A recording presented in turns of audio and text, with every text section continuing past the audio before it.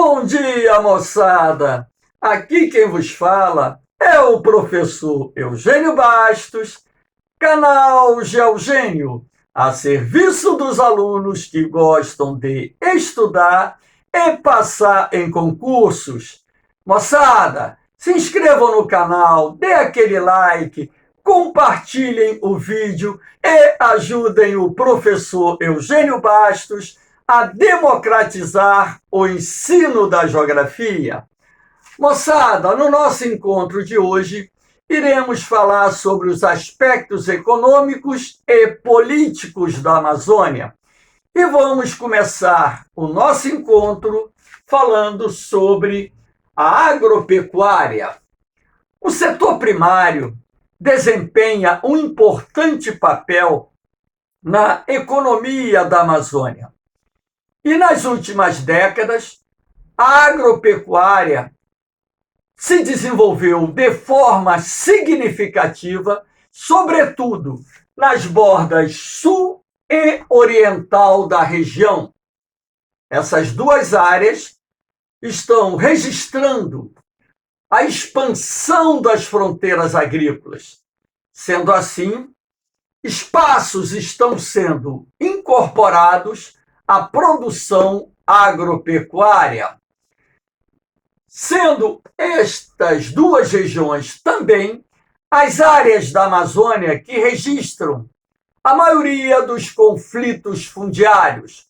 A luta pela posse da terra envolve não só os grileiros, que são aqueles ricos fazendeiros que, mediante a falsificação de uma escritura, se apoderam de uma terra que não lhe pertence, assim como madeireiros, garimpeiros e os povos da floresta, representados pelas nações indígenas, pelos quilombolas e pelos caboclos amazônicos.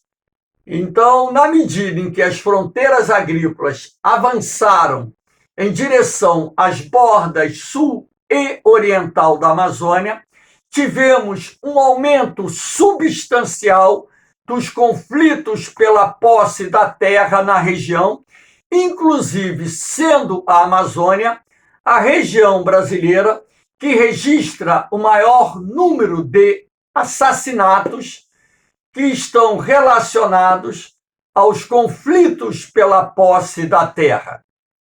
O agronegócio, ele vem se consolidando nas bordas sul e oriental da Amazônia, como disse, em razão da expansão das fronteiras agrícolas. A abertura de estradas, o baixo preço da terra, os incentivos governamentais foram de suma importância para a expansão do agronegócio na região.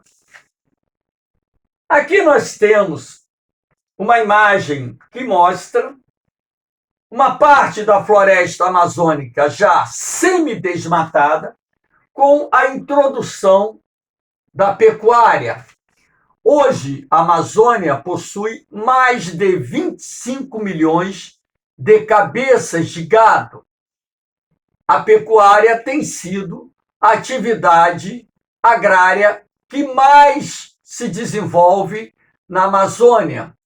Isso se deve, logicamente, ao avanço das fronteiras agrícolas e, logicamente, também ao baixo preço da terra e ainda podemos, assim, destacar que os incentivos governamentais foram de suma importância para a expansão dessas atividades agrárias na região. Nós temos aqui também uma imagem que mostra uma propriedade rural na Amazônia, onde a soja está sendo introduzida. Essa imagem é agora de 2021, portanto, uma imagem bastante recente. É errado quando o governo diz que a soja não está sendo introduzida na Amazônia. A soja já foi introduzida na região juntamente com outras culturas de grãos há bastante tempo, há vários anos. E os plantios de soja na Amazônia têm aumentado a partir do estado do Mato Grosso, Tocantins, sul do Pará, borda oriental do Pará, que são as áreas da Amazônia onde as plantações de soja mais se desenvolveram nos últimos anos. Além da soja, nós temos as plantações de milho, que também correspondem a uma outra atividade que vem se desenvolvendo com relativa velocidade nessa região. Nós temos aqui também o extrativismo vegetal, que é uma atividade muito antiga desenvolvida na Amazônia. Eu aqui destaquei apenas 4 produtos dos inúmeros produtos que são extraídos na região. A madeira, que sem dúvida nenhuma, hoje é o principal produto derivado do extrativismo vegetal praticado na Amazônia. Lembrando que a floresta amazônica é a maior floresta tropical do mundo, razão pela qual existem lá inúmeras espécies de alto valor comercial, tais como o mogno, a castanheira do Brasil, a jarina, a andiroba, o angelim, o paricá e tantas outras espécies de árvores que são muito cobiçadas pelos madeireiros. Lembrando ainda que essa extração da madeira, em parte, é feita legalmente e, em outra parte, é feita de maneira ilegal. Ou seja, na região existem inúmeras madeireiras clandestinas que estão explorando de forma ilegal a madeira na região. Aqui nós temos a extração do látex, a borracha, uma atividade muito antiga na Amazônia. Basta lembrar que no final do século XIX, início do século XX, tivemos o ciclo da borracha, que foi um dos ciclos econômicos desenvolvidos no Brasil. Esse ciclo, a princípio, se estabeleceu na Amazônia Ocidental, sendo responsável pela aquisição do Acre, que até então era um território pertencente à Bolívia e que foi comprado pelo Brasil no início do século XX. A extração do látex ainda é uma atividade desenvolvida na região, não tanto quanto no final do século XIX e início do século XX, mas ainda tem povos da floresta, sobretudo o caboclo amazônico, que retira parte do seu sustento da extração do látex. Aqui nós temos a extração da castanha do Pará, que também é uma atividade bem antiga, é uma das drogas do sertão que eram exploradas pelos portugueses no Brasil Colônia, no Brasil Império, e que até hoje é uma atividade que garante o sustento parcial de inúmeras famílias, sobretudo que vivem no estado do Pará. O Brasil exporta parte dessa produção para o mercado norte-americano. Aqui nós temos o açaí, que é uma palmeira nativa da Amazônia, onde o produto, nos últimos anos, registrou um crescimento muito grande. A polpa do açaí hoje é comercializada no Brasil todo e também exportada para vários países do mundo. Ora, existem tantos outros produtos extrativos da floresta amazônica, o cacau, o guaraná, plantas medicinais, frutas. Como a floresta amazônica ela apresenta uma variedade enorme de espécies, logicamente que quando se fala em extrativismo vegetal na região, é preciso que a gente destaque apenas alguns produtos, porque não dá para falar de todos os produtos que têm valor comercial e que são explorados nessa grande região brasileira. Aqui nós temos a parte referente ao extrativismo mineral. A Amazônia é uma região muito rica em recursos naturais e os recursos minerais fazem parte desse contexto.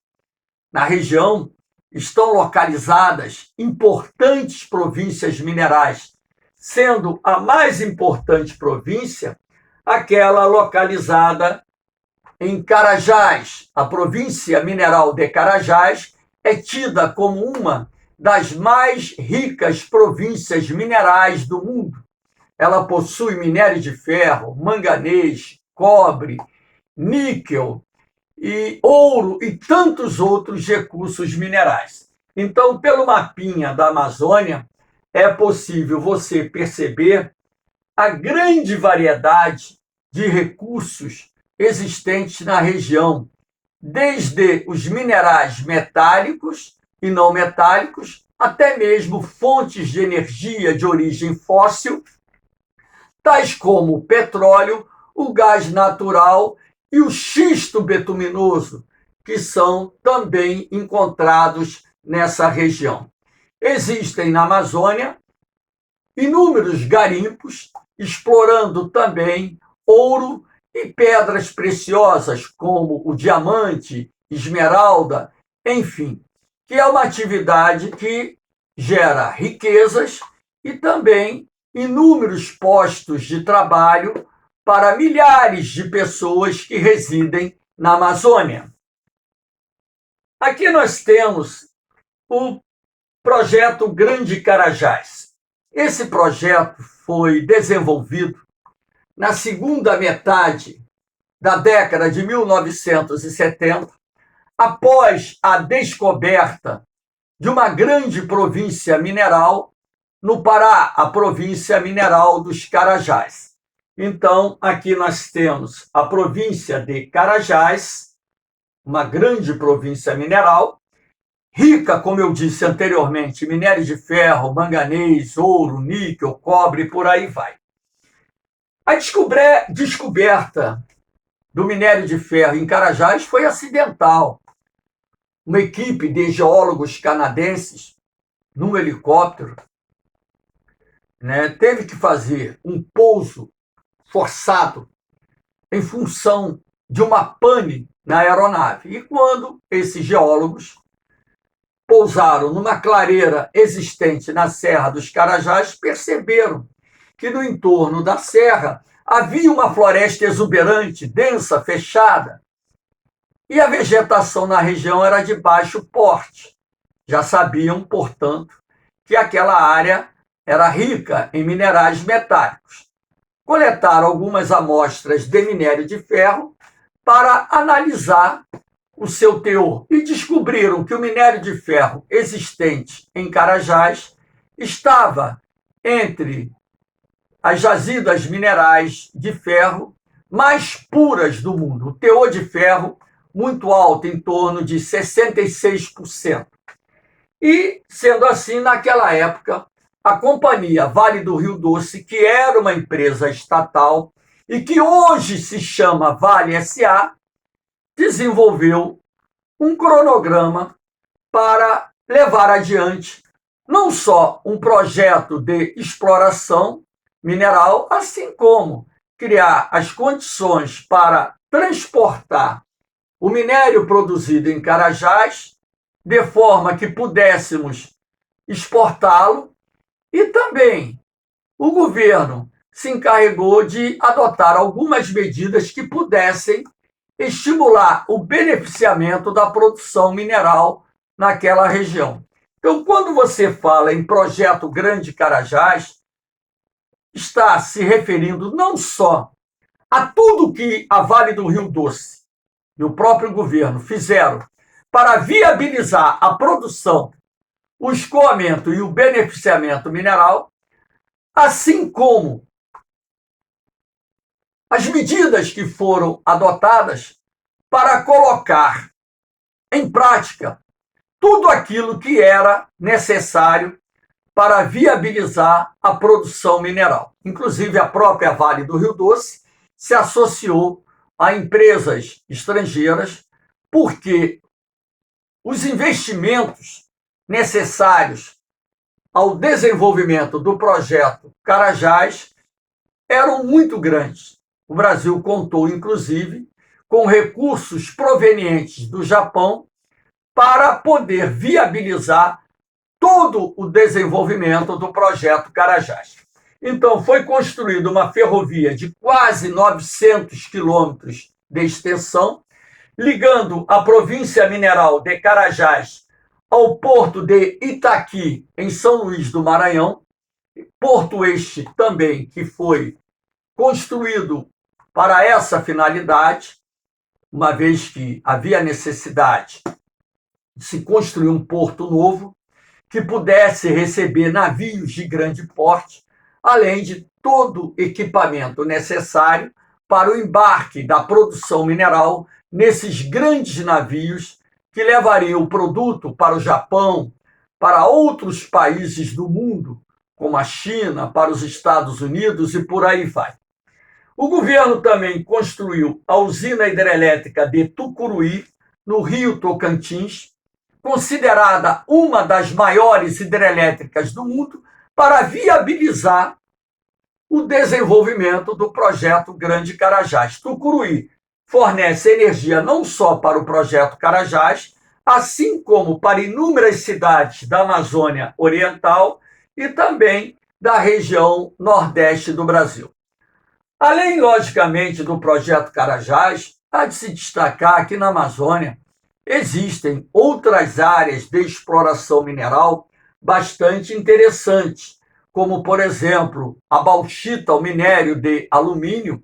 O Pará detém as maiores reservas brasileiras e é o estado que mais produz bauxita no Brasil, sobretudo no Vale do Rio Trombetas, onde na Serra de Oriximiná, durante muito tempo, nós tivemos a principal área produtora de bauxita. Hoje o produto também, por exemplo, é produzido em Paragominas, um município que fica aqui perto, né, do município de Carajás, no Pará. O Brasil detém uma das maiores reservas mundiais de bauxita e boa parte desse minério se encontra lá no estado do Pará. O Pará também hoje é o principal produtor nacional de cobre, na região da província mineral de Carajás. Nós temos o projeto Cobre Xingu, nós temos as minas de Sossego, Solebo, que são grandes produtoras, né? Canaã dos Carajás, uma outra área de grande produção de cobre, e por aí vai. A região também produz ouro, níquel, enfim. Nós temos o estanho, a cassiterita, que é um minério muito comum encontrado na Amazônia. O Brasil possui uma das maiores reservas internacionais de cassiterita e o estado de Rondônia se destaca como o maior produtor nacional desse minério, que é utilizado na produção da folha de Flandres, latas, juntamente com cobre, produz a liga bronze, enfim.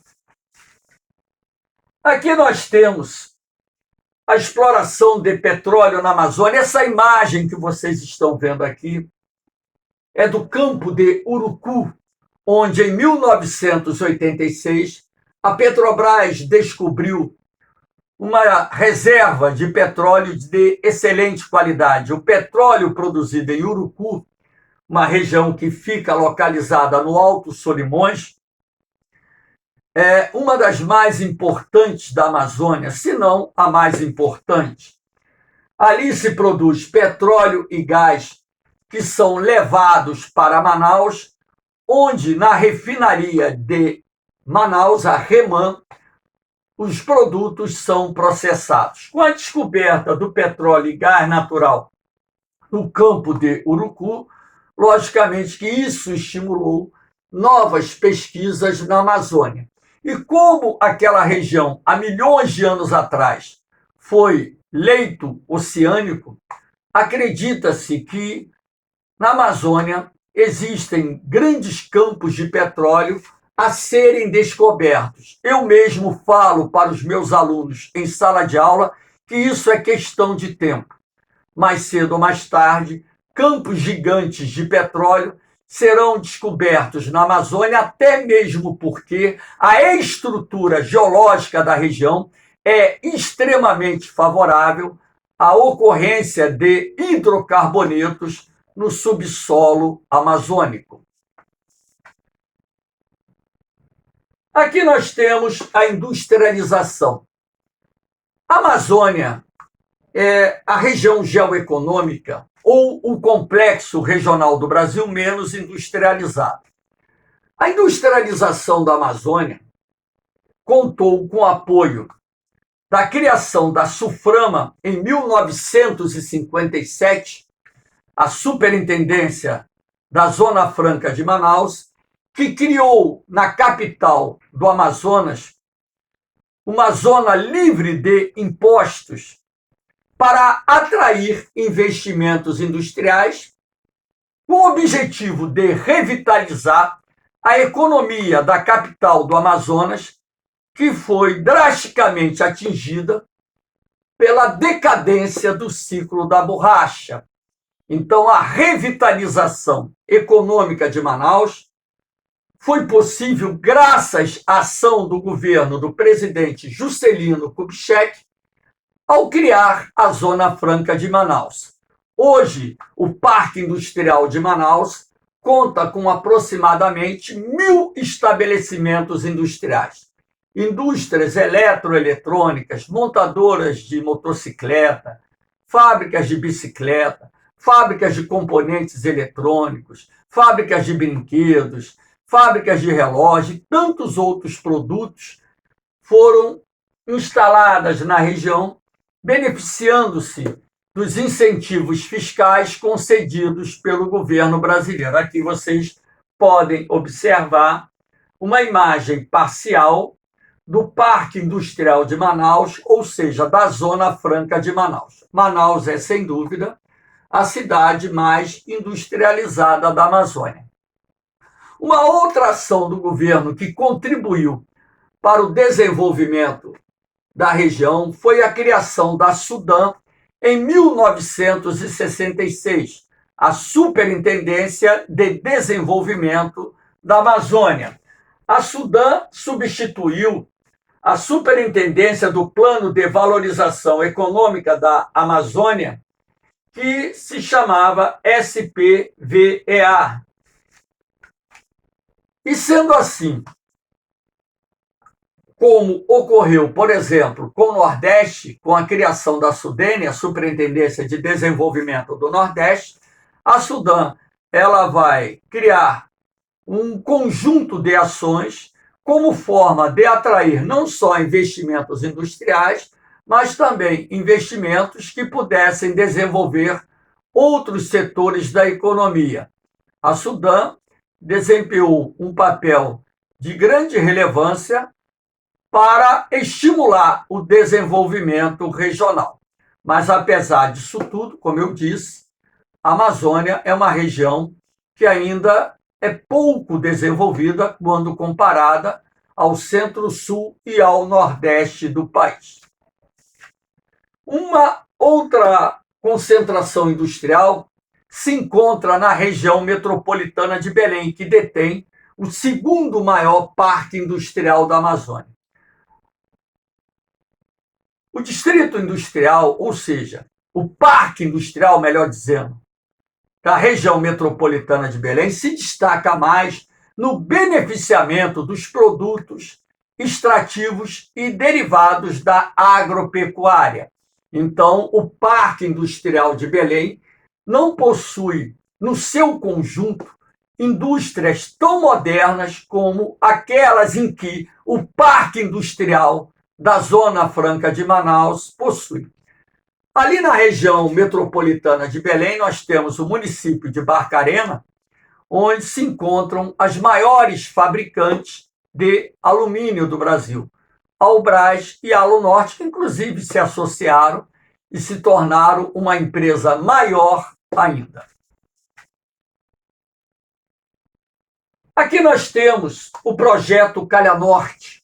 O projeto Calha Norte foi desenvolvido em meados da década de 1980, já no finalzinho do governo do presidente João Batista Figueiredo, em 1985, já estava bem alinhavado a execução, a implantação do projeto Calha Norte.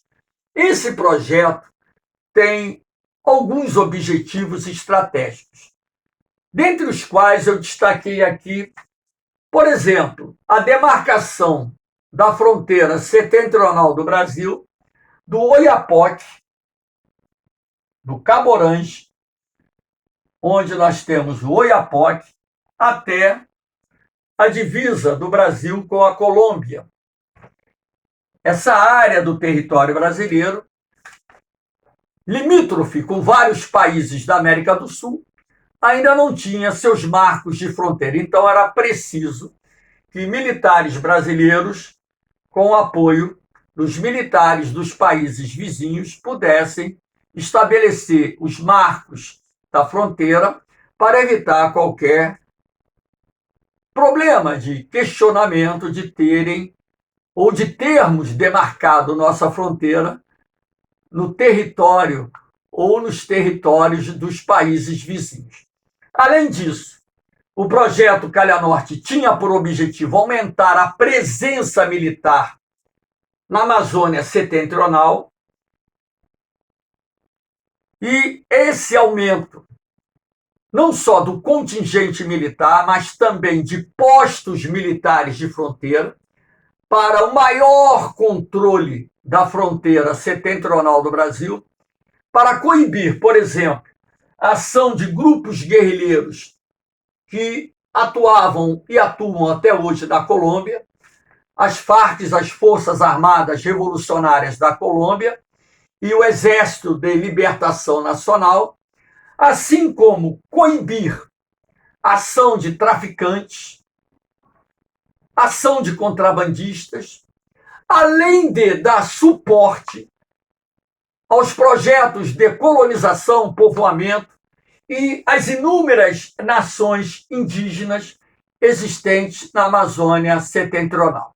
O projeto Calha Norte, ele continua em vigor até hoje. O aumento da presença militar tem, de certa forma, crescido nos últimos anos e, assim, nós estamos consolidando o controle de uma parte do território brasileiro que era chamado a terra de ninguém, em função de inúmeras atividades ilícitas que ali eram desenvolvidas. Um outro projeto militar de grande relevância está aqui, é o projeto SIVAM, o Sistema de Vigilância da Amazônia. Esse aqui fica a cargo da Força Aérea Brasileira. O projeto SIVAM foi implementado no governo do presidente Fernando Henrique Cardoso na segunda metade da década de 1990. Na verdade, ele consiste na instalação de inúmeros radares e postos de controle do tráfego aéreo, como forma de nós exercermos o controle do espaço aéreo da Amazônia, que era a única área do território brasileiro que não possuíamos um controle efetivo do espaço aéreo.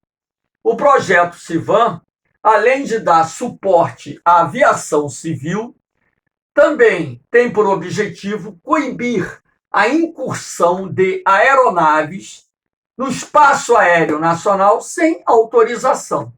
Então, uma região onde temos inúmeras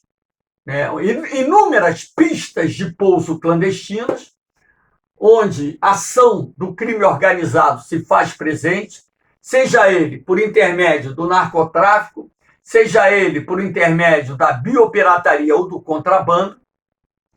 E sendo assim, quando uma aeronave entra no espaço aéreo e é identificada na tela de um radar do projeto SIVAM, aviões da Força Aérea Brasileira, normalmente aviões Super Tucano, vão ao encontro dessa aeronave e solicita o pouso numa pista indicada pelos oficiais da Força Aérea Brasileira.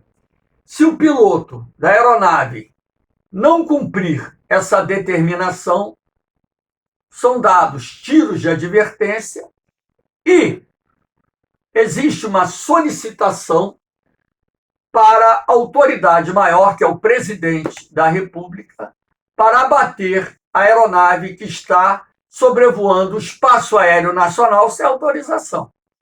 Então, a lei do abate ela foi aprovada, porém, os pilotos da FAB só podem abater aviões que estejam sobrevoando o espaço aéreo brasileiro sem autorização, a partir da autorização do presidente ou de quem esteja no exercício do cargo da presidência. Então, esse projeto também ajudou a exercer o maior controle da região amazônica brasileira. Valeu, moçada! Espero que vocês tenham gostado da aula. Dê aquele like, compartilhe o vídeo e se inscrevam no canal. Ajudem o professor Eugênio Bastos a democratizar o ensino da geografia. Um beijão no coração de vocês. Um forte abraço. Fiquem com Deus. Eu vou, mas eu volto, hein? Fui!